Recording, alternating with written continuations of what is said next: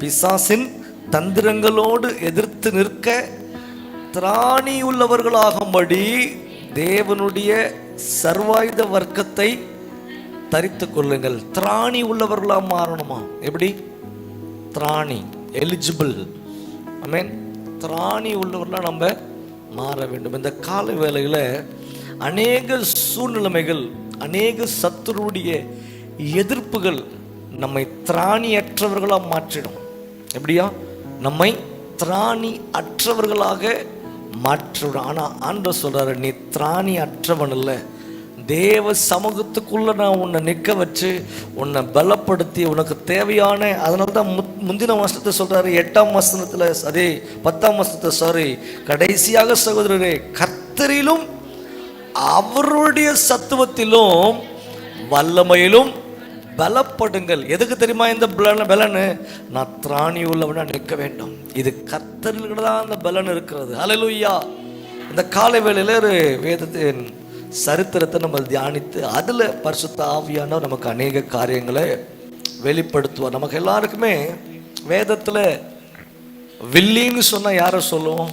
வேதத்தில் வில்லின்னு ஒரு கேரக்டர் இருக்கிறாங்க. வில்லன் கேரக்டர்கள் அந்த கதாபாத்திரம் நிறைய பேர் இருக்கிறாங்க. ஆனால் வில்லின்னு சொல்கிற கேரக்டர் ரொம்ப கம்மியாக தான் இருக்கிறாங்க.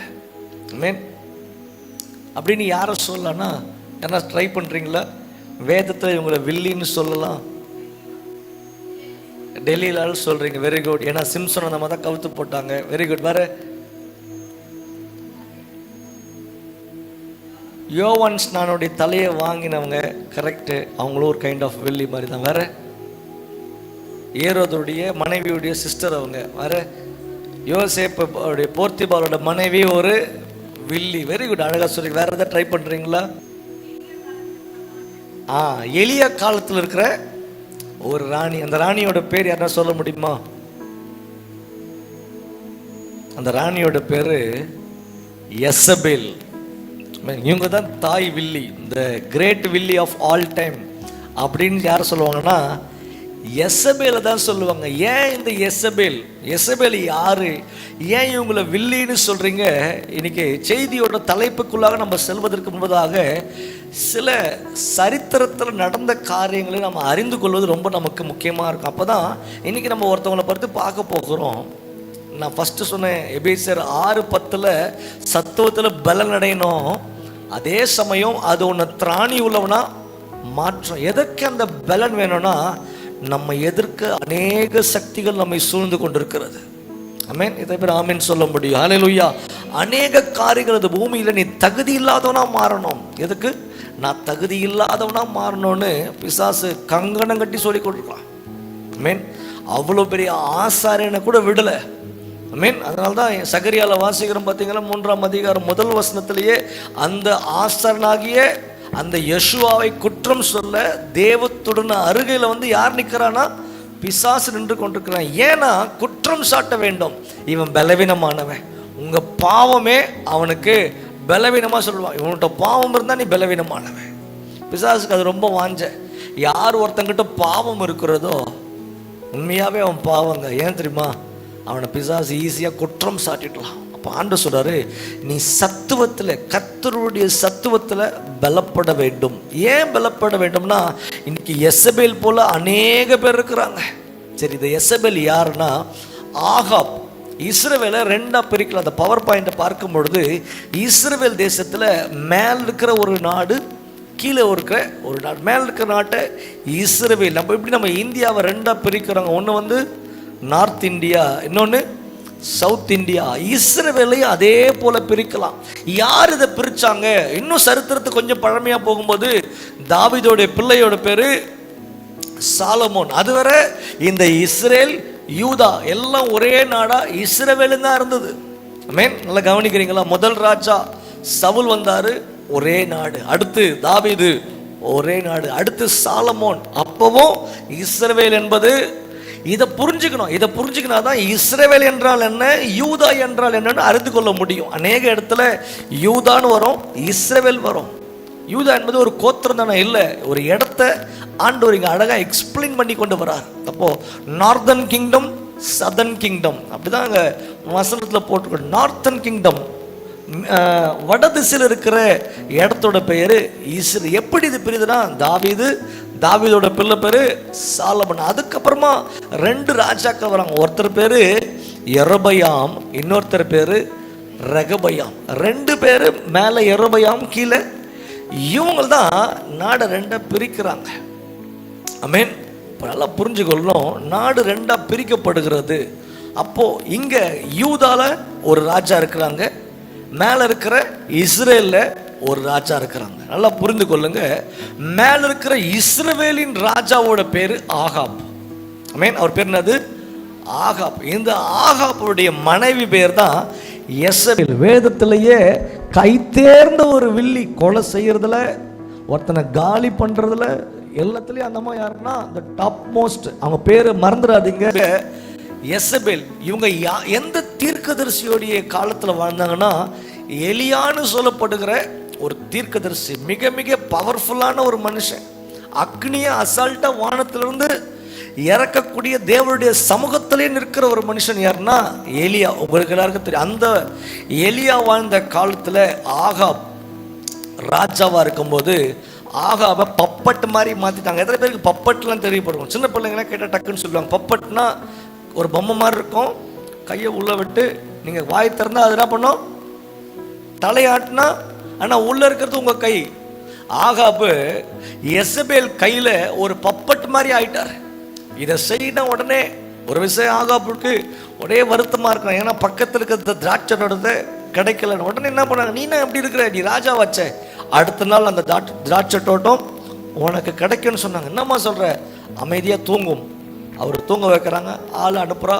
அந்த திராட்சை தோட்ட ஓனரை வெட்டி போட்டுட்டு, யாரு? யெசபேல். அந்த தோட்டத்தை இவன் பேர்ல எழுதி வைக்கிறா. ராஜாவுக்கு ரொம்ப சந்தோஷம். இப்படியே அந்தமா எல்லா காரியங்களையும், மோசமான காரியம். எலியாவின் காலத்துல ஆண்டுடைய தீர்க்கதரிசிகள் அநேக பேரை கொன்று குவித்தவள் யாருன்னா இந்த யெசபேல். தேவனுடைய மனுஷனாகிய எலியாவுக்கே கொஞ்சம் பயத்தை காட்டினது யாருன்னா இந்த யெசபேல் தான். அநேக இரத்த பழிகள், குறிப்பாக இஸ்ரவேலில் ஆகால கொண்டு வந்ததே யாருன்னா இந்த அம்மா தான். இதுவரை வெளியில் அங்கங்க இருந்தது, அங்க மேடைகளை கட்டி சிலைகளை வச்சு அந்த பாகாலுக்கு பலி செலுத்தினது யாருன்னா இந்த யெசபேல். ஆண்டவர் எலியா கிட்ட, நீ மேல வரப்போற, உன் ஸ்தானத்துல 2 பேர் நீ ராஜாவாக்கணும், அதுல யெகூன்னு ஒருத்தனை ராஜாவா மாத்துன்னு சொல்லிட்டு யெகூன்னு ஒரு ரட்சகரை ஸ்டார்ட் பண்றாரு. யெகூ வருகிறாங்க, அந்த பிக்சரை போடுவாங்க பாருங்க. யெகூ ஆகாப் வீட்டுல இருக்கிற செவிட்டுல அந்த வார்த்தையை அழகா எலியா சொல்லுவார். ஆகாப் வம்சமே அழிக்கப்பட போகுது. அப்போ ஆகாபை யெகூ காலி பண்ணுவார். அடுத்து இந்த அம்மாவை பார்க்க வராங்க, யார? யெசபேல. நல்லா புரிஞ்சுக்கொள்ளுங்க. யெசபேலை பார்க்க வரும்போது வயதானவங்க, யெசபேல் வயசாயிடுச்சு, நல்லா சிங்காரிச்சுட்டு எப்படியாவது இந்த யெகூவை தன் கையில போட்டுக்கலாம் அப்படின்னு சொல்லிட்டு இந்த யெசபேல் வில்லின்னு சொல்லப்படுகிற இந்த அம்மா ட்ரை பண்ணிட்டு அந்த மடி மேல எடுக்கிறாங்க. அப்போ அடுத்த பிக்சர் பார்க்கும்போது, அடுத்த பிக்சரை கரெக்டாக போடுறோம், அங்க கீழே இருக்கிற யெகூ அந்த பிக்சர் அழகா இருக்கும். அந்த யெகூ சொல்லப்பா, என் பக்கமா நிக்கிறது யாரா? வேற எதுவுமே அவகிட்ட பேசவே இல்லை. என் பக்கமா நிக்கிறது யாரு? கூட இருக்கிற சொல்ல, நான் நிக்கிறேன் யெகூ உன் பக்கமா. அவளை மேல இருந்து கீழே தள்ளுறா. ஆமென். யெசபேலுடைய வாழ்க்கை முடிக்கப்படுகிறது யாரால்னா யெகூவால. இந்த யெகூ ஆண்டவராக இயேசு கிறிஸ்துவுக்கு, இவர் பழைய ஏற்பாட்டு ஆளு, புதிய ஏற்பாட்டு ஆண்டவராக இயேசு கிறிஸ்துவுக்கு நிழலா இருக்கிறது யாருன்னா இந்த யெகூ. அதை நம்ம தியானிக்க போகிறோம். எதனால் அப்படி சொல்ல போகிறோம்? ஏன்னா இவர் அபிஷேகம் பண்றது எலியா. ஆண்டவராக இயேசு கிறிஸ்துவை 10:38 வாசிக்கிறோம். பிதாவாகிய தேவன் நசனாகிய இயேசு கிறிஸ்துவை பரிசுத்த ஆவியினாலும் வல்லமையினாலும் அபிஷேகம் பண்ணி கர்த்தர் அவரோடு கூட இருந்தார். இவர் கொடுக்கிற விடுதலை தற்காலிக விடுதலை, இவர் கொடுக்கிற விடுதலை நிரந்தரமான ஒரு தீர்வு. ஹல்லேலூயா. யெகூ எல்லா பாவிகளையும் அழித்தாரு. ஆண்டவராக இயேசு கிறிஸ்து எல்லா பாவிகளுக்காகவும் தன்னையே அழித்து கொண்டார். எத்தனை பேருக்கு புரியுதுங்க? யெகூ எல்லா பாவி, ஆகா வம்சத்தில் இருக்கிற எல்லா பிள்ளைகளையும் யெகூ என்கிற ஒரு புருஷனை அழித்து போட்டார். ஆனால் ஆண்டவராக இயேசு கிறிஸ்து அப்படி இல்லை, அவர் தன்னைத்தானே ஒப்பு கொடுத்தார். இதெல்லாம் எங்க நடக்குது? திருப்பி அந்த மேப்புக்கே நீங்க வரும்பொழுது இதெல்லாம் மேல நடந்து கொண்டிருக்கிறது. எங்க? இஸ்ரேல் ஆண்டு பார்க்குறாரு, யூதா என்கிற ஒரு நாடு எனக்கு கொஞ்சம் பிரியமா இருக்குது, என்ன இன்னும் அவங்க சேவித்து கொண்டிருக்கிறாங்க. நாட்கள் சென்றது. எகு எல்லாரையும் காலி பண்ணும்போது ஒருத்தர் எகு விட்டுட்டாரு. அதை வாசிக்கும் போது அழகா சொல்லுது, மேல இருந்த எசபேலுடைய மகள், அவங்க பேர் அத்தாலியாள். வேதத்துல ரொம்ப இந்த மாதிரி கேரக்டர்ஸ் நம்ம நோட் பண்றதே இல்லை. அவங்க பேர் யாருன்னா அத்தாலியாள். கீழே உட்கார்ந்துருக்கிற அந்த அம்மா பேர் தான் அத்தாலியாள். அவங்க தாயார் நஞ்ச விதைச்சு விதைச்சு விதைச்சு அவங்க பிள்ளைய வளர்க்குறாங்க. ஆமென். இந்த அத்தாலியாள் திருப்பி இந்த மேப்புக்கே போயிடுங்க. இஸ்ரவேல் தேசத்தை விட்டு இப்ப இவங்க எங்க வராங்க தெரியுமா? யூதாக்கு வராங்க. ஏன்னா இஸ்ரவேல் தேசத்துல இருந்தா எகு கொன்று போட்டுருவான்னு தெரியும். இப்ப எங்க வராங்க? யூதா தேசத்துக்கு வந்து, இந்த யூதா தேசத்துல ஆமென் ஒரு ராஜாகம் இருக்கிறது. யோராம் என்று சொல்லுகிறதானே ஒரு ராஜா ஆட்சி செய்து கொண்டிருக்கா. அப்போ அந்த ராஜாவுக்கு அவங்கள திருமணம் செஞ்சு வைக்கிறாங்க. அந்த ராஜாவுடைய ஆமென் அப்பா பேரு யோசபாத். ஆமென். யோசபாத்துடைய மகன் பேர் என்னது? யோராம். யோசபாத் நம்ம எல்லாருக்குமே தெரியும். அவங்க மகன் பேரு யோராம். யோராமுக்கு இந்த சின்ன ஜெசபேல், அவங்க பேர் என்னது? அத்தாலியாள். இன்னைக்கு செய்தியோட தலைப்பே யார் இந்த அத்தாலியாள்? ஆமென். இந்த அத்தாலியாள் யார்? ஏன் இவளை குறித்து எவ்வளவு கான்சன்ட்ரேஷன் நம்ம கொடுக்க வேண்டும்? இவளை நான் அறிந்து கொள்ள வேண்டிய காரியம் அநேக பேர் நம்ம ரொம்ப டீட்டெயிலாக உள்ள போய் காண்பிக்கிறது இல்லை. ஏன்னா இதில் வர பேருங்க மட்டும் பார்த்தீங்கன்னா ஏறக்குறைய ஒரு 8 கேரக்டர்ஸ் ரொம்ப இம்பார்ட்டண்ட்டாக இருக்கும். இதை மனதில் வைப்பதே ரொம்ப கடினம். ஆனால் ரொம்ப ரொம்ப முக்கியமான ஒரு காரியம். இந்த அத்தாலியாள் யாருன்னா எசபேலுடைய மகள், ஆகாபுடைய மகள். ஆமென். பைபிளில் அழகா போட்டிருக்கோம், ஊரிம் என்பவனுடைய மகள். ஆமென். அந்த வார்த்தை ரொம்ப அழகா இருக்கும். 2 ராஜாக்கள் 8ஆம் அதிகாரம் 26ஆம் வசனத்துல அது அழகா போட்டிருக்கிறோம். அகசியா, மைக் சவுண்ட் வச்சுக்கப்பா. ராஜாவாகிற போது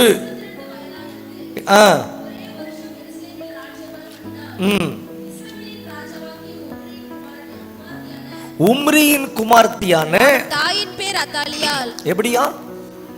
அகசியாவுடைய அம்மா பேரு அத்தாலியாள். உம்ரி என்பது யாருன்னா யோராமுடைய தாத்தா. அவங்களுடைய சந்ததியை ஸ்டார்ட் பண்ணது யாருன்னா லிட்ரேச்சர்ல அழகா போட்டுருது உம்ரி டைனாஸ்டி. நெட்ல போய் தேடி பார்த்தா தெரியும். UMRI டைனாஸ்டினா அவங்களுடைய ராஜாங்கம்.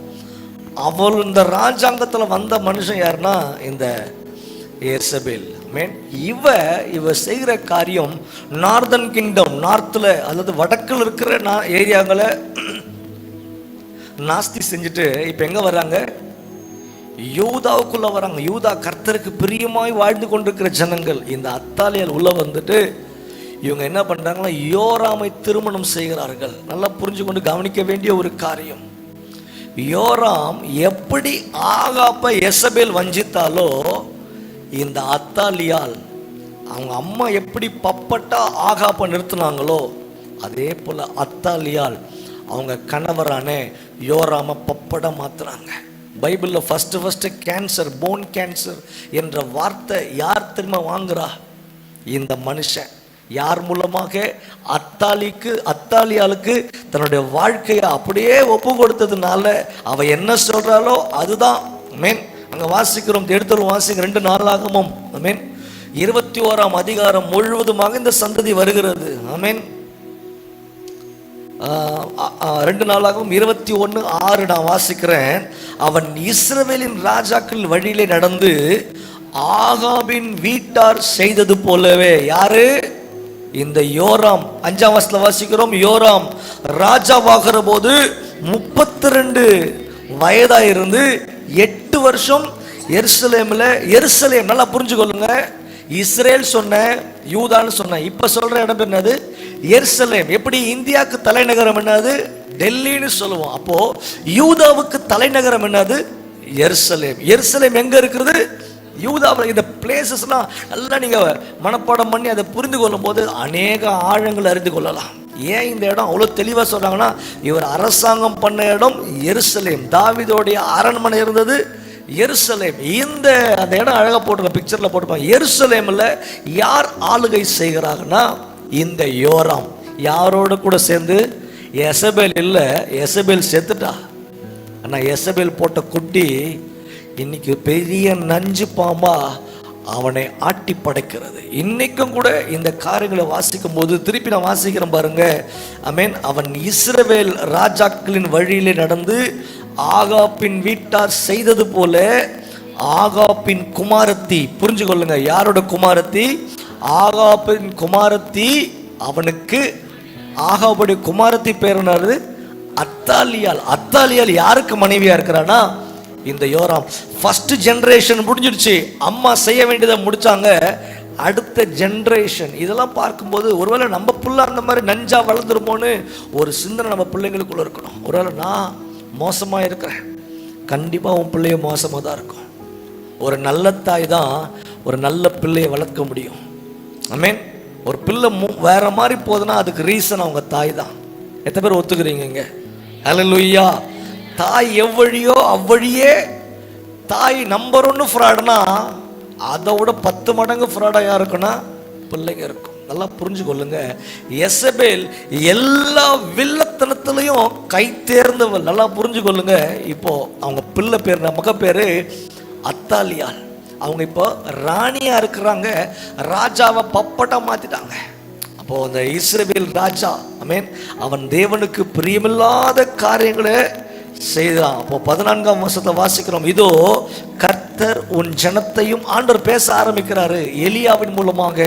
முடிஞ்ச அந்த வசனத்தை நான் காண்பிக்க விரும்புகிறேன். 12ஆம் வசனம் 21:12 2 நாளாகவும் 21:12 அப்பொழுது தீர்க்கதரிசியாகிய எலியா எழுதின நிருபம். யார் எழுதியிருக்கிற பாருங்க? எலியா. எலியா எந்த காலேஜில் படிச்சாரு லெட்டர் எழுதுறதுக்கு? வெட்டுக்கிளி காட்டுத்தேன். அப்பனா அவருக்கு இஸ் நாட் லிட்ரேட், படிச்சவர் இல்லை. ஆனா எலியா லெட்டர் எழுதுகிற அளவுக்கு பரிசுத்த ஆவியானவர் அவரை ட்ரெயின் பண்ணியிருக்கிறாராம். எத்தனை பேர் ஆமென் சொல்ல முடியும்? ஹல்லேலூயா. பரிசுத்த ஆவியார் ஒரு மனுஷனோடு கூட தான் அவர் எல்லாத்தையும் கற்றுக் கொடுப்பார். இது ரொம்ப முக்கியமான காரியம். எலியா ஒரு நிருபத்தை எழுதுறாருப்பா. உங்க அப்பாவுக்கு ஆகாபுக்கு நான் வந்து சொன்னேன், ஆகாப் இல்லை, இப்போ எனக்கு வயசாகுது, ஆனால் நான் வந்து பார்க்க முடியல, ஒரு லெட்டர் எழுதுறேன். ஆகாப்புக்கு நேராக போய் சொன்னாரு, ஆகாபே ரத்தம் எப்படி அவன் ரத்தத்தை நீ கீழே ஊத்துனியோ இந்த திராட்சை தோட்டத்துக்காக, அதே போல உன் ரத்தம் மட்டும் இல்லை, வீட்டில் இருக்கிற எல்லா ரத்தமும் சிந்தப்படும், அது உன் வீட்டில் இருக்கிற நாய்கள் அதை நக்குன்னு சொன்னார். அதே போல யெகூ எலியாவின் வார்த்தைகளை செய்து முடிச்சிட்டாரு. யெகூவோட காரியம் முடிஞ்சிடுச்சு. இப்போ அடுத்து யார் செய்ய வேண்டியும்? ஆமென். இந்த யோராமுடைய மனைவி ரொம்ப மோசமானது செய்து இப்பதான் ஆண்டவர் எலியா கிட்ட லெட்டர் அனுப்புறாரு. அந்த லெட்டர்ல என்ன போட்டிருக்குன்னா 14ஆம் வசனத்துல வாசிக்கிறோம். இதோ கர்த்தர் உன் ஜனத்தையும் உன் பிள்ளைகளை, ஆண்டவர் சொல்லுவார், சம்டைம்ஸ் உன் வழி சரியில்லைன்னா ஆண்டவர் கண்டிப்பா பேசுவார். என்கிட்டலாம் பேசவே இல்லையே அப்படி யாருமே சொல்ல முடியாது. உங்க சொப்பனத்துல அந்த சொப்பனம் புரியவே இல்லைன்னு சொல்லவே முடியாது. 2-3 வாட்டி கண்டினியூஸாக வரும், நிருபம் வரும். நிருபம் எப்படி வரும்? தரிசனத்தில் வரும், சொப்பனத்தில் வரும், உங்கள் கனவுல வரும். நீ செய்கிற போகிற ரூட்டு சரியா இல்லை, ஆண்டவர் எலியாவை அனுப்புகிறார். சில சமயம் தரிசனத்தில் வரும். சில இந்த மாதிரி தேவனுடைய மனிதர்கள் பேசுகிற வேலையில், பாஸ்டர்கள் பேசும்போது ஆண்டவர் உங்களோட டைரெக்டாக பேசுவார். பேசுறதுனா ஒரு 100 பேர் கேட்டுக்கொண்டிருப்பாங்க. ஆனால் வர வசனம் டைரெக்டாக ஒருத்தருக்கு பர்சனலாக ஒரு லெட்டர், அன்பிற்குரிய சோ அண்ட் சோ இதை உனக்கு தான் எழுதுற லெட்டர் அனுப்புவார். யாரு? பரலோகம் அந்த வார்த்தையை அனுப்பும். ஆமென். இப்படியாக எலியா சொல்றார், உன் பிள்ளைகளையும் உன் மனைவியையும், அந்த வார்த்தையை உனக்கு உண்டான எல்லாவற்றையும் மகா வாதையாக வாதிப்பார். நீயோ உனக்கு உண்டாகும் குடல் நோயினால் உன் குடல் நாளுக்கு நாள் எப்படியா இற்று விழும் மட்டும் கொடிய வியாதியினால். அப்பவே அந்த காரியத்தை எக்ஸ்பிளைன் பண்ணான். கொடிய வியாதியினால் வியாதிக்கப்படும். அப்பவே அவனுடைய வாழ்க்கையில எல்லாம் ஸ்டார்ட் ஆயிடுச்சு. ஆமென். 17ஆம் வருஷத்துல வாசிக்கிறோம். யாரு இவங்க சொன்ன உடனே 16ல வாசிக்கிறோம், பெலிஸ்தர்கள் உள்ள வராங்க, அரேபியர்கள் உள்ள வராங்க. இந்த யூதாவை கொஞ்சம் கொஞ்சமா அவனுங்க அட்டாக் பண்ண ஆரம்பிக்கிறாங்க. அவங்க கண்ட்ரோல் எடுக்கிற வேலையில கொஞ்சம் கொஞ்சமாக அவன் வியாதியில 19ஆம் வருஷத்துல வாசிக்கிறோம், அவனுக்கு உண்டான வியாதியினாலே, ஆமென், அவன் குடல்கள் சரிந்து கொடிய வியாதியினாலே செத்து போனான். இதுவரை இப்படி ஒரு ராஜா செத்ததே இல்லை. எல்லா ராஜா செத்தாலும் ஜனங்கள்லாம் என்ன பண்ணுவாங்க? அட்லீஸ்ட் ஒரு சிஎம் இறந்தா நம்ம என்ன பண்ணுவாங்க? ஒரு நாள் லீவ் விட்டு துக்கம் கொண்டாடுவாங்க. இவனுக்கு எதுவுமே செய்யவில்லை அப்படின்னு சொன்ன ஜனங்கள் வெறுத்தார்கள். யாரனா? யூதா ஜனங்கள் கர்த்தரை பின்பற்றி கொண்டிருந்தார்கள். எசபேலோட மகள் அத்தாலியால் எப்போ வந்தாலோ ஜனங்கள் உங்களை பார்க்குறாங்க, தேவனை தேடுகிற உணர்வுள்ள இருதயம் இல்லை, தேவனுக்கு பிரியமில்லாத பலிபீடங்களை, ஆமென், பாகாலின் பலிபீடங்கள் மேலதான் இருந்துச்சு. இப்போ எங்கே வந்துடுச்சு? யூதாக்குள்ளேயே வந்துடுச்சு. அதனால அவன் மரிக்கும் போது அவன் 19 கடைசியில் வாசிக்கிறோம், அவனுக்கு ஜனங்கள் எப்படியா எதையுமே அவனுக்கு கொடுக்க வேண்டிய காரியத்தை கொடுக்கல. 20ஆம் வசனம், ஆமென், அவன் விரும்புவார் இல்லாமல் இறந்து போனான், அப்படிதான் போட்டிருக்குது.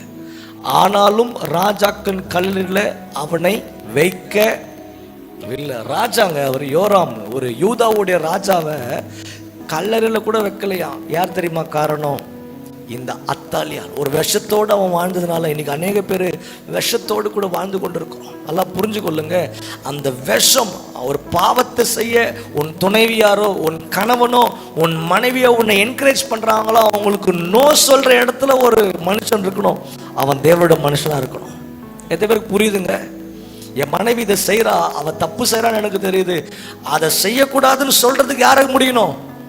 கணவனுக்கு முடியும். என் புருஷன் தவறானதை செய்கிறான், அவன் செய்வது தவறுன்னு சொல்லுகிற திராணி யாருக்கு இருக்கணும் தெரியுமா? ஒரு மனைவிக்கு இருக்கணும். அதை சொல்ல வேண்டிய விதத்துல சொல்லி அவன் தேவ சமூகத்தில் திருப்ப வேண்டும். இல்லை என்றால் அவன் மேன்மையை இழந்துடுவான். இந்த ஒரே ஒரு மகள், எசபேலின் மகள் அத்தாலியால்னால ராஜ மேன்மையை யார் இழந்தார்னா இந்த யோராம். நல்லா கவனிச்சு கொண்டே வரும்போது அடுத்த 22ஆம் அதிகாரம் ஸ்டார்ட் ஆகுது, 21 சாப்டர் முடியுது. 22ஆம் அதிகாரத்துல இவளுடைய மகன், அவனுடைய பேரு அகசியா, அவன் ராஜாவா மாறுறான். கொஞ்ச நாள் ஆகுது, அவனையும் எகு வந்து கொன்று போடுகிறான். அதுதான் 9 வருஷம் வாசிக்கும் போது 9ஆம் வருஷத்துல வாசிக்கும் 22:9, பின்பு அகசியாவை தேடினான், சமரியாவில் ஒளிந்து கொண்டிருக்கிற அவனை பிடித்து எகுவினிடத்துல கொண்டு வந்தார்கள். எகு விடல, எகு கண்டினியூ வந்து அவனையும் கொன்று போட்டான். ஆமென். இவன் தன் முழு இருதயத்தோடும் கர்த்தனை தேடின யோசபாத்தின் குமாரன்றதுக்காக அவனை ஒழுங்கா அடக்கம் பண்றாங்கன்னு சொல்லி அங்க போட்டிருக்கிறது. இப்போ யார் இருக்கிறான்னு பார்த்தீங்கன்னா அத்தாலியால் தனியா இருக்கிறா. அவனுடைய கணவர் யோராம சாகடிச்சிட்டா. அடுத்து அவனுடைய பிள்ளை கொன்று போடப்படுகிறான். காரணம் இவளுடைய பிள்ளை என்ற ஒரே ஒரு காரணத்துக்காக. அடுத்து யார் வரணும்னா இந்த அகசியாவுடைய தம்பி, அவன் தான் ராஜாவா வரும். அவன் பேரு யோவாஸ். அவன் ரெடியா இருக்கிறான் ராஜாவை மாறுவதற்காக. ஆனா இவளுக்கு இருக்கிற அந்த வஞ்சனை என்ன தெரியுமா? இதுக்கப்புறம் இவனுங்களையா நான் சார்ந்து இருக்கணும், நான் ஏன் பப்பட்டா இருக்கணும், நானே ராணியாய் மாறப்போகிறேன். அந்த அம்மாவுக்கு கிடைக்காது, யாருக்கு? எசபேலுக்கு கிடைக்காத ஒரு இடத்தை நான் நிரப்ப போகிறேன். ஆமென். அப்படின்னு சொல்லி பெரிய ஒரு பேராசை வந்து இஸ்ரவேலிலே முதலாக, இஸ்ரவேல்னா மேல இஸ்ரேல் கீழே யூதா ரெண்டுமே சேர்ந்து இடத்துல முதலாக ராஜா இல்லாம ஒரு ராணி ஆட்சி செய்தாங்கன்னா அது இந்த அத்தாலியால் தான். நல்லா புரிஞ்சு கொள்ளுங்க. ஒரு வில்லியிலையும் நெக்ஸ்ட் லெவல் வில்லியா போனது யாருன்னா இந்த அத்தாலியால். எத்தனை வருஷம் ஆட்சி செய்றாங்கன்னா 6 வருஷம். யாரு? இந்த அத்தாலியால் 6 வருஷம் ஆட்சி செய்றாங்க. நடக்க வேண்டிய காரியம், அடுத்து அநேக சகோதரர்கள் மொத்தம் 4 பேர் பிறக்கிறாங்க ஆகாஷ் கூட. இவளே ஆளை செட் பண்ணி, நல்லா கவனிங்க, தன் சொந்த ரத்தத்தையே கொன்று போட்டால். யாரு? அத்தாலியால். சொந்த பிள்ளை. ஏன்னா அவன் உயிரோடு இருந்தான்னா அவன் ராஜாவாயிடுவான். என் பிள்ளைன்னு கூட பார்க்கல. அந்த அத்தாலியால் கொடூரத்தின் உச்சத்துக்கே போய் என்ன பண்ண தெரியுமா? தன்னுடைய சொந்த பிள்ளைகளை கொன்று போட்டால். வரலாறு அப்படியே எழுதுகுது எல்லாத்தையும். கணவனை கொன்றால், பெரிய பிள்ளையை கொண்டா, எல்லாரையும் கொண்டு குவித்து கொண்டிருக்க வெளியே அந்த டைம்ல ஒருத்தர் வராரு. அவருடைய பெயர் யோய்தா. 2 நாளாகமம் 22ஆம் அதிகாரம் 11ஆம் வருஷத்தை எல்லாம் எடுத்துக்கொள்ளலாமா? 2 நாளாகமம் 22:11 இல்லைன்னா 10ல இருந்தே வாசிக்கலாம். அகசியாவின் தாயாகிய கொஞ்சம் சவுண்ட் எங்க போங்க மைக்குக்கு. அகசியாவின் தாயாகிய அத்தாலியாள் தன் குமாரன் இறந்து போனதை கண்டபோது என்ன சொல்றாங்க? அத்தாலியாள் பாக்குறா, ஐயோ அகசியா செத்து போயிட்டான்.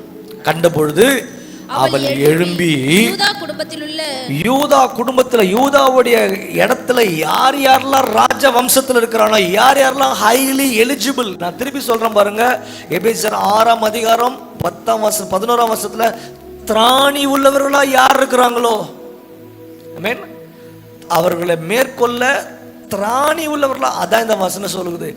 யூதா குடும்பத்தில் உள்ள ராஜ வம்சமான யாவரையும் இந்த அத்தாலியால் கொன்று போடுறா. ஒரு தனி பொம்பளையா இருந்த அம்மா என்ன பண்றாங்கன்னா, கொன்று போட்டு இஸ்ரவேல் வரலாற்றிலே ராஜா இல்லாமல் ஒரு ராணியா இருந்தாருன்னா, அதுவும் 6 வருஷம் இருந்தாங்கன்னா, அது யாருன்னா இந்த அத்தாலியால். யார் இந்த அத்தாலியால்னா, என் தகுதியை கொன்று போடுகிறவர்கள். இதை நீங்க அத்தாலியால் பார்க்கும்போது பிசாசுன்னு அப்படியே கம்பேர் பண்ணிக்கலாம். அவள் தாயாளாகிய எசபேல் அதை தான் செய்தா, குற்றமில்லாத ரத்தத்தை சிந்தினாள். ஆமென்.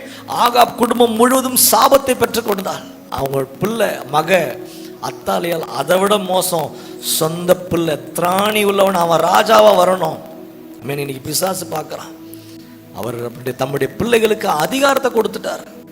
அதான் வாசிக்கும் யோவான் 1ஆம் அதிகாரம் 10ஆம் வசனத்தில், அவரோட நாமத்தின் மேல் விசுவாசம் உள்ளவர்களாய் 12 ஏற்றுக்கொண்டவர்கள் எத்தனை பேர்களோ அவருடைய பிள்ளைகளாகும்படி. இப்போ யாரை பிசாசு டார்கெட் பண்ணுவான் சொல்லுங்க? அவர் அடிக்க முடியாது. யாரை டார்கெட் பண்ணுவான்? பிள்ளை. அந்த வார்த்தை ஆண்டன் பிள்ளையாக இருக்கிற உங்களை என்னையும் இவனுக்கு இந்த அதிகாரத்தை கொடுக்கக்கூடாது. ஏன்னா அவர் கையில் அதிகாரம் இருக்குது, ராஜ செங்கோல் இருக்கிறது. ஆமென். இன்னைக்கு நீயும் நானும் அதை பெற்றுக்கொள்ளக்கூடாது. இவனை பாவின்னு ஒரு ஸ்டேட்மெண்ட் இந்த பூமியை விட்டு இவன் போகும்போது ஒரு நாள் ஞாபகப்படுத்தணும், இவன் பாவி, இவன் பாவத்தில் வாழ்ந்து கொண்டிருக்கிறான், இவனுக்கு பரலோகம் கிடையாது, இவன் போலியான வாழ்க்கை. அதே மைண்ட்ல டெய்லி சொல்லி கொண்டிருப்பான். என்னைக்கோ செஞ்ச பாவத்தை அன்னைக்கே நீங்க ஜெபம் பண்ணும்போது கர்த்தர் மன்னிச்சிருப்பார். ஆனா அவர் மன்னிச்சிட்டார் என்பதை கூட உணர்ந்து கொள்ளாதபடி இந்த அத்தாலியால் எல்லாரையும் கொன்று கொண்டிருக்கிறார். கொள்றானா சரீரத்தை கொள்றது மாத்திரம் இல்லை, ஆத்துமாவை கொண்டு கொண்டிருக்க. அத்தாலியால் சரீரத்தை கொன்றாங்க. இன்னைக்கு பிசாசானவன் அநேக பேர்ட்ட ஆத்துமாவை, உயிரா இருக்கும் போதே ஆத்துமா இருக்காது. ஆத்துமா இல்லைன்னா விசுவாசம் எங்கங்க? கர்த்தர் மேல அவனுக்கு நம்பிக்கையே வராது. கர்த்தரை தேடுகிற உணர்வு உள்ள இருதயம் அவனுக்கு இருக்காது. அத்தாலியால் எல்லாரையும் கொண்டு போட்டு 11ஆம் வருஷத்துல வாசிக்கிறோம், ராஜாவின் குமாரத்தி ஆகிய யோசேபாத் ராஜகுமாரருக்குள் இருக்கிற அகசியாவின் ஆண் பிள்ளையாகிய, என்ன சொல்றாருன்னா, ராஜாவின் குமாரத்தியாகிய யோசேபாத் கொன்று போடப்படுகிற ராஜகுமாரருக்குள் இருக்கிற அகசியாவின் ஆண் பிள்ளையாகிய யோவாசை களவாய் எடுத்துக்கொண்டு. அப்படின்னா யாரு? எல்லாரையும் போட்டுட்டா ஒரு குழந்தைய மிஸ் பண்றான். அகசியா கூட பிறந்த சகோதரர்கள் எல்லாருமே காலி. ஆனா அகசியாவுக்கு ஒரு பிள்ளை பிறந்திருக்கிறான். அதை அவன் கண்ணில் இருந்து மறைச்சு ஒருத்தங்க எஸ்கேப் பண்றாங்க. அதுதான் இங்க மெயினான காரியம். அதுதான் சொல்றான். ஆனாலும் அகசியாவுடைய ஆண் பிள்ளை யோவாஸ், இந்த யோவாஸ் தான் நீங்களும் நான். எசபேல் கண்ணில் இருந்து ஆண்டவர் நம்மை மறைக்கிறாரு. அந்த வார்த்தை அழகா யோவாசை களவாய் எடுத்துக்கொண்டு அவனையும் அவன் தாதியையும் தங்கள் சயனிக்கிற வீட்டில் வைத்தால், அப்படியே அத்தாலியால் அவனை கொன்று போடாதபடிக்கு ராஜாவாகிய யோராமின் குமார்த்தியையும். யாரோட பொண்ணு? இவ யோராமுடைய பொண்ணு. ஆமென். சோ யோராமுடைய மகள் ராஜாவாகிய யோராமின் குமார்த்தியும் ஆசாரியனாகிய யோய்தாவின் சகோதரி, யோய்தாவின் பின்ஜாதியுமாகிய ஒளித்து வைத்தால் அவன் அகசியாவின் சகோதரன். இந்த வசனத்துல நிறைய ரிலேஷன்ஷிப் இருக்கு. நம்ம புரிஞ்சு கொள்ள வேண்டியது, இந்த யோய்தா, இந்த மனுஷன் யோவாச ஒளிச்சு வைக்கிறான். இவர் தான் அடுத்து ராஜாவை வரணும். ஆனா இவனை வெளியே காமிச்சா வில்லி சாப்பிட்டுடுவா. 6 வருஷங்கள் இந்த யோவாச தேவனுடைய, ஆமென், தேவனுடைய இடத்துல ஒளித்து வைத்து அவனை நடத்துகிறத நம்ம பார்க்கிறோம். ஹல்லேலூயா. எத்தனை வருஷங்க தெரியுமா? 6 வருஷங்க. For 6 years. I mean 6 வருஷங்க. 12ஆம் வசனத்துல இவர்களோடு அவன் 6 வருஷமாய் கர்த்தருடைய ஆலயத்துல ஒளித்து ஒளித்து வைக்கப்பட்டிருக்கிறாள். நீ யோசிச்சு பார்க்கணும், ஏன் நம்ம ஆலயத்துக்கு வரோம்? ஆலயத்துல நான் இல்லைன்னா பிசாசனை தூக்கிடுவான். அவர் சமூகத்துல காத்திருக்கலன்னா எனக்கு பலன் கிடைக்காது. எங்க நான் காத்திருக்க முடியும்? தேவ சமூகத்துல. அவர் சமூகத்துல நான் காத்திருக்கிற வேலையில பலன் கிடைக்கும். நல்லா புரிஞ்சு கொள்ளுங்க. இந்த 6 வருஷம் அந்தம்மா கொடுமையின் உச்சியை பண்ணி கொண்டிருக்கிற அதே வேலையில ஆண்டவர் இந்த சின்ன பிள்ளையாகிய யோவாசை ரெடி பண்றாரு. இன்னைக்கு எப்படி நம்ம சபையில வைத்து, இன்னைக்கு உலகத்துல உபத்திரம் இருக்குதா? கண்டிப்பா. மோசமான காரியம் இருக்குதா? கண்டிப்பா இருக்கிறது. ஆமென். சும்மா பேசுறாலே கொலை செய்யறவளுக்கு துன்மார்க்கமான மனுஷங்க எங்க இருக்கிறாங்க? உலகத்திற்கனா அவன் ஒருத்தனும் உன்னை தொடாதபடிக்கு, இந்த உலகத்தில் இருக்கிற சத்துருக்கள் உங்க ஆத்துமாக்களை தொடாதபடிக்கு ஆண்டவர் என்ன பண்றாரா? உங்களை மறைச்சு வச்சுட்டாரு. அந்த மறைவு தான் உன்னதமானவருடைய மறைவு. எத்தனை பேர் ஆமேன்னு சொல்ல முடியும்? அந்த இடத்துல சத்துரு நெருங்க முடியாது. ஹல்லேலூயா.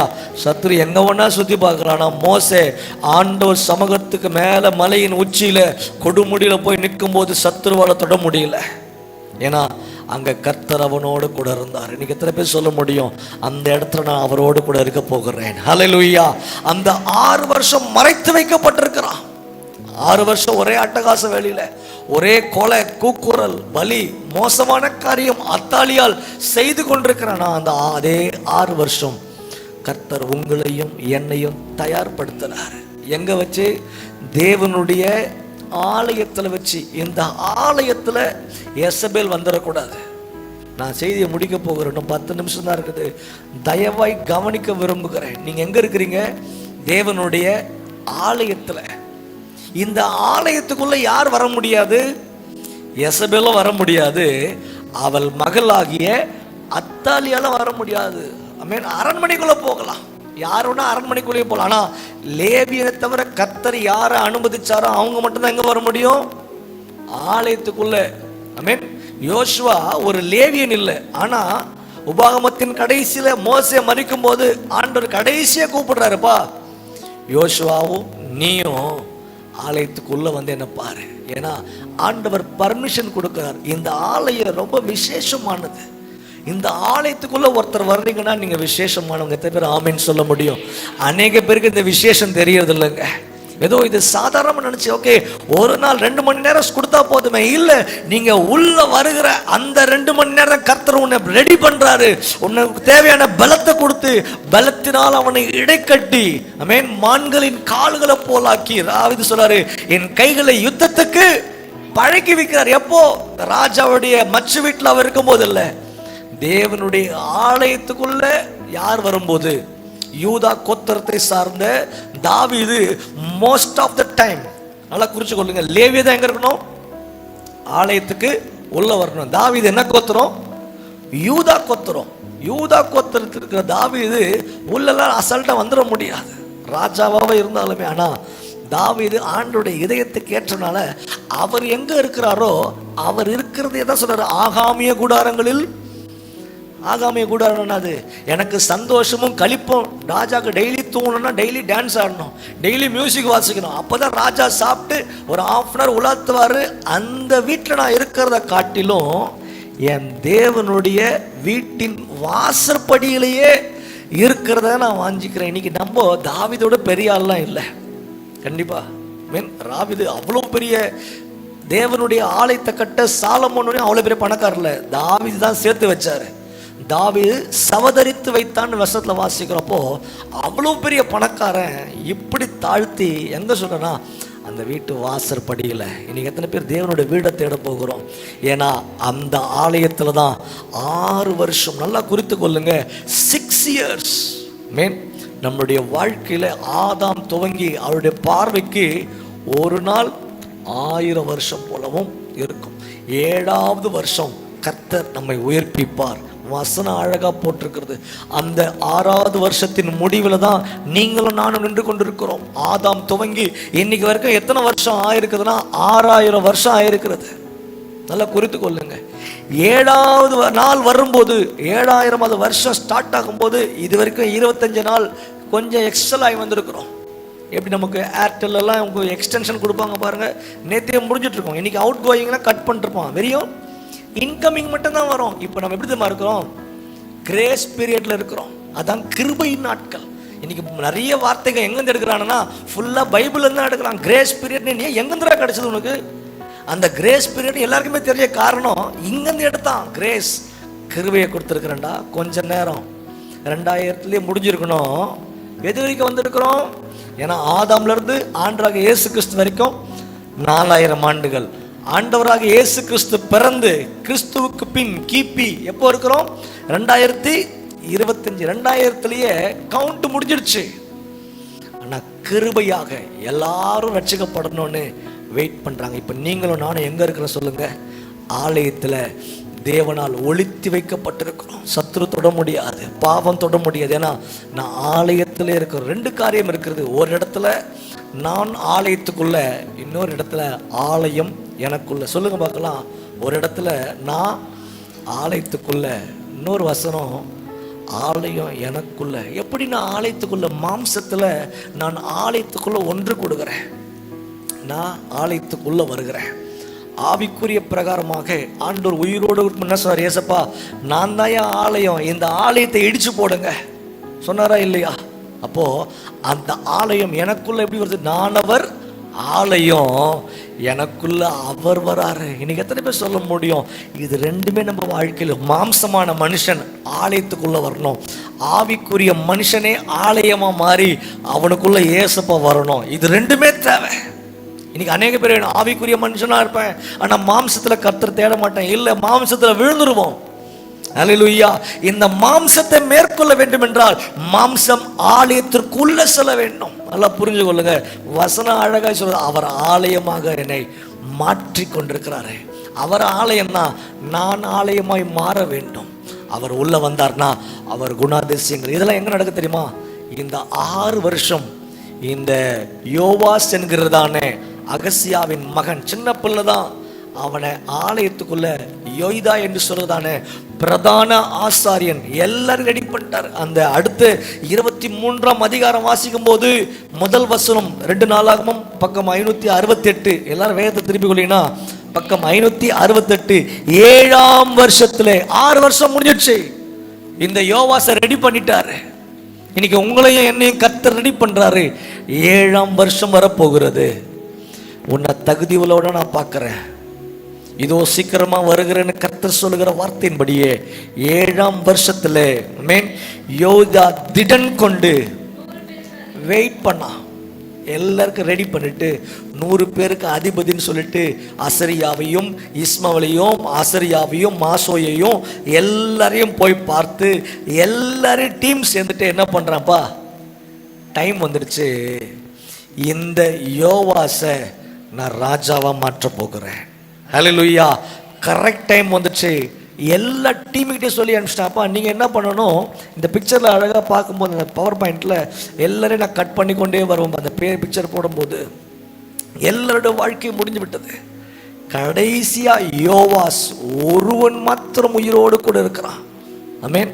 யார் யாரும்? யோராம் இறந்து போயிட்டாங்க, அவன் மகன்கள் அகசியா இறந்து போயிட்டான், மேலே ஆகாப் ஏசபேல் அவரோட மகள் அத்தாலியால் மேல இருந்து கீழே வந்து யாரை கொன்று போட தேடி கொண்டிருக்கா தெரியுமா? உன்னையும் என்னையும். சொல்லுங்க, என்ன கொன்று போட இன்னைக்கு அத்தாலியால் பிசாசின் வடிவில் அவனை பார்க்க முடியாது, ஆனா கிரியை செய்து கொண்டிருக்கிறான். அல்லேலூயா.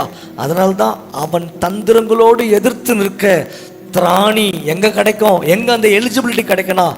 அவர் சமூகத்துக்குள்ள, அவர் ஆலயத்துக்குள்ள. நான் அவர் ஆலயமா மாறும்போது 7ஆம் வருஷத்துக்குள்ள நீ பிரவேசிப்பா. எத்தனை பேருக்கு வாஞ்சியா இருக்கிறீங்க? அந்த 7ஆம் வருஷத்துக்குள்ள நான் பிரவேசிக்கணும். சில பேர் இன்னும் 4ஆவது வருஷத்துல இருப்பீங்க, சில பேர் இன்னும் 2ஆவது வருஷத்துல தான். இன்னொன்னு கர்த்தர் ஒன்று ரெடி பண்ணணும், இன்னும் உனக்கு கையை யுத்தத்துக்கு பழக்கி வைக்கணும். அல்லேலூயா. இல்லைன்னா அத்தாலியால் கொண்டுடுவா, அத்தாலியால் கண்டுபிடிச்சிருவா.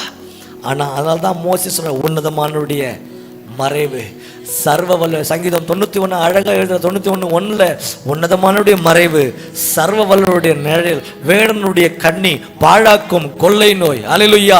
பாலசிங்கத்தையும் வலு சர்பத்தையும் மிதிக்க முடியுமா? பாலசிங்கம்னா வாலிபமான சிங்கம், நீ மிதிப்பியா? முடியும். ஏன்னா உன் காலை மாத்திர அறியா.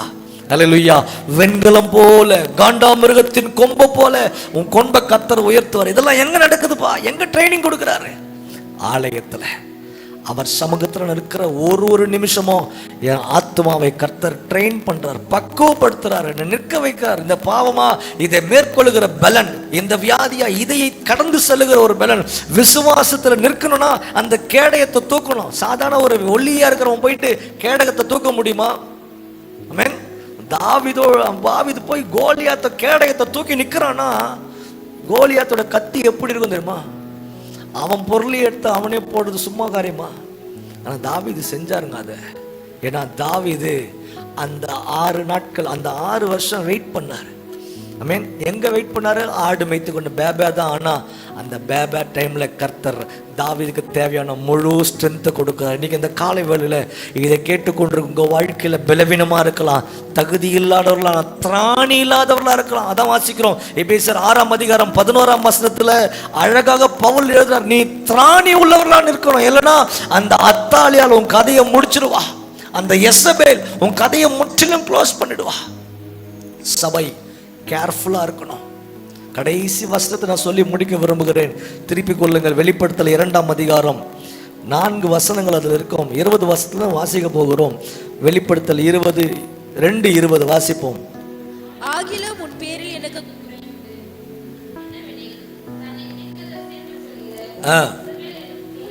ஓகே, நல்லா கவனிங்க. சபைக்குள்ள நீங்க இருக்கிறீங்க. எதுல இருக்கிறோம்? சபை. சபைன்னு சொல்லும்போது நானே ஆலயம். இது மாம்சத்தமா கூடுற ஒரு ஆலயம். ஆவிக்குரிய இடத்துல நான் தான் ஆலயம். இந்த ஆலயத்துக்குள்ள யார் வரக்கூடாதுன்னா, யெசபேலுக்கு இடமே இல்லை. ஆனா நான் ஆலயமா என் ஆலயத்துல அவளுக்கு இடம் கொடுக்க கூடாது. ஆனா இந்த தியேத்ரான்னு ஒரு சபை இருக்கிறது. 2ஆம் அதிகாரத்துல ஆண்டவர் இந்த தரிசனத்தை காண்பிக்கிறார். அப்போ தியேத்திர சபையை உன்னை இந்த இடத்துல வச்சுதான் நான் அவனை டெவலப் பண்ணான். ஆனா நீ என்ன பண்ற?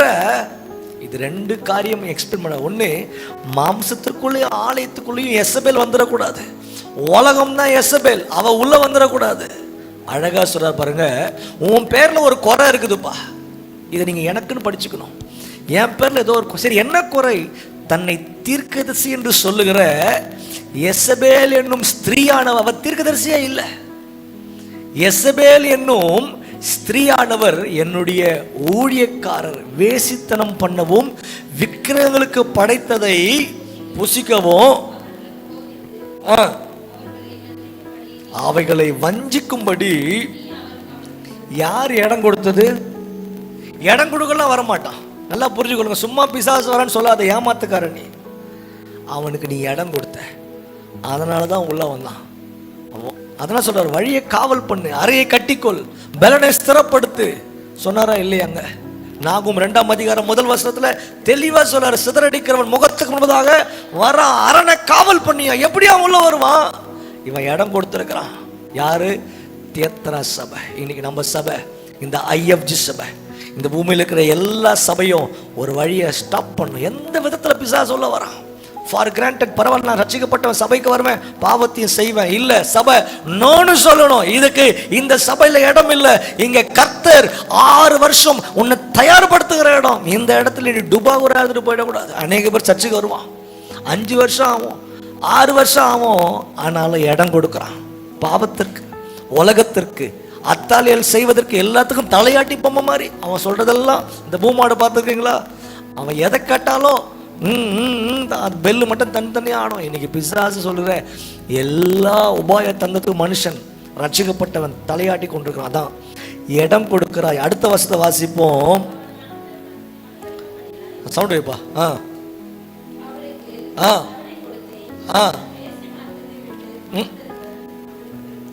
அத்தாலி எல்லாம் சேஞ்ச் ஆக மாட்டா. நம்ம போய் இவனை மாத்திருவேன், அவனை மாத்திருவேன். நோ, நல்லா புரிஞ்சுக்கொள்ளுங்க. அவன் மனம் திரும்பவில்லை. அடுத்து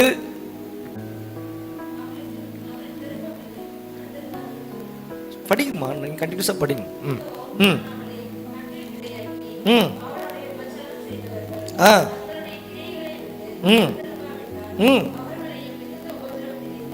தள்ளி அவளுடைய பிள்ளைகளையும் கொல்லவே கொல்லுவேன்.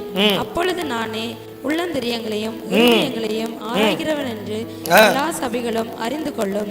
மகா சபைகளும் அறிந்து கொள்ளும். தெளிவா சொல்றாரு. அவருடைய காரியத்தை நான் பார்த்து கொண்டுதான் இருக்கிறேன்.